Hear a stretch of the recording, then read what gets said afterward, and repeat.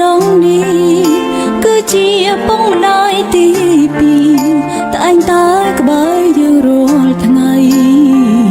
អូញើសស្រង់លើយលំបាំងយ៉ាងណាក្ដីញញឹមសន្តិដល់ប្រណីភក្ដីដល់យើងគ្រប់គ្នាលះបងអើយសិនអើយអង្គក្នុងនាមជាគ្រូហត់នឿយមិនហ៊ានរអ៊ូតស៊ូបងហ៊ានវិជាអើយសិនដល់ត្រូវអើយអស់ហើយដោយសទ្ធាពេលខ្លាំងរាងកាយគ្រោមគ្រីវេទនាស្ទើរខ្សែសងខាក្ដីសង្ឃឹមមិនមែនឃើញសងលើកដៃសំពាំងតែវាពិតប្រាកដណាស់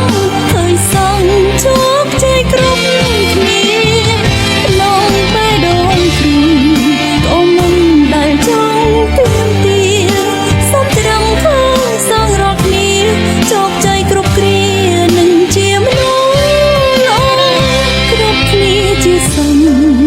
រហូតក្នុងបេះដូងគ្រូមិនបាច់មានអ្វីជាធ្នូឲ្យគ្រូវិញឡើយក៏បានដឹងខំដឹងត្រូវហើយរស់នៅដោយសុខសាន្តនោះហើយដែលគ្រូចង់បានជាកម្លាំងចិត្តដល់